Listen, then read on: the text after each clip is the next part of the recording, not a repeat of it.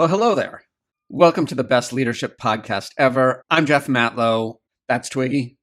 Let's talk about all the people we take for granted, which may very well be you.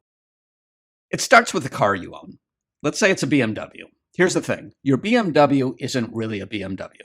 Repeat that sentence for whatever brand of car you actually drive. You see, an average gas-powered car has about 30,000 parts. Those parts come from about 4,000 different vendors. The manufacturer of your car, whatever brand car it is, they only create a very small amount of those 30,000 parts. Their job is less manufacturing and more about assembling all the parts together in the correct way. To put this in IKEA terms, the car company is less like IKEA, the store, and more like an IKEA furniture assembler, if your furniture has 30,000 parts and weighs 2 tons. This fact actually impacts your wallet in a few ways. For instance, when you bring your car into service, your car dealership service department is probably touting that they use genuine parts for repairs.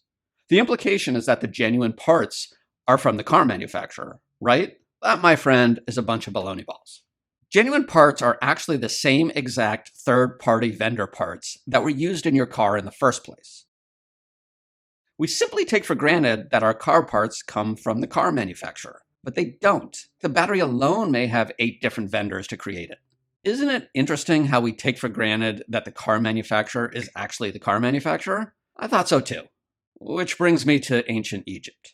I'm sure you've heard of the Great Pyramids of Giza. Actually, I'm a bit fascinated by them and could probably talk on forever about architecture, astronomy, and aliens until you decide to thwack me upside the face to shut up. But that's an entirely different kettle of corn that we're not going to eat today.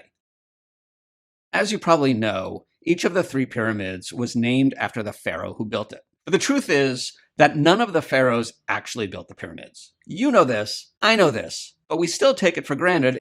The pyramids were built on the backs of thousands of paid laborers. No, slaves did not build the pyramids. None of those laborers get any credit. There are no names that have been etched in history to celebrate their efforts. They were the nameless, faceless, unsung heroes who changed the world one multi-ton stone at a time, and we've taken them all for granted. Oh, and guess what? Rihanna doesn't write the vast majority of her songs. Same with Whitney Houston. They mostly just sang songs that were written by other people. When you say how much you love that Rihanna or Whitney song, it's like saying, I love BMWs, when most of what makes up what you love is not actually from BMW, or Riri, or Whitney. I'm not saying Rihanna, Whitney, and the car companies shouldn't get credit for what they do. They absolutely should. I'm just saying that there's a whole network of others that we take for granted who are critical in enabling the superstars to actually be superstars. A recent survey found that 79% of employees feel like they're being taken advantage of by their managers. 79%! 1/3 of employees say they rarely or never receive praise from their manager. In fact, the number one reason why people leave jobs is due to a lack of gratitude in the workplace. The reality, though, is that companies grow and businesses transform because of the work done by the faceless masses, the same ones who feel like they are being taken advantage of. It's the lonely finance manager who stumbles upon a simple solution to save money, and by doing so, catapults the company's growth. It's the warehouse worker who rearranges the inventory, and by doing so, dramatically improves operational efficiency and customer support. Similarly, there are nearly 150,000 people who work at BMW to bring each car from the factory to the streets. Without those people, there isn't a car company. Without 4,000 vendors, there isn't a car. These are the people that we take for granted. And that's my point. Listen, we love the heroes. I get that. We adore the superstars who are soaring far above the lowly lives of us mere mortals. And we put people like Steve Jobs and Elon Musk and Henry Ford on these massive pedestals of celebrity. Yet, we take for granted the masses of shoulders on which the celebrities have to stand. The real superstars are the people who do the work day in and day out to build the product, to design the ad, to write the song, and to keep the company moving forward. They aren't always looking for fame or stardom. They just keep showing up and moving forward, inch by inch, one day after the next. True progress happens where status quo is the status quo. The spotlight rarely shines on the worker who stays late to perfect a process or the employee who goes the extra mile to ensure customer satisfaction.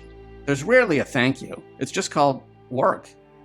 So maybe it's time to take a moment today to appreciate somebody who never gets the heroic recognition of the spotlight.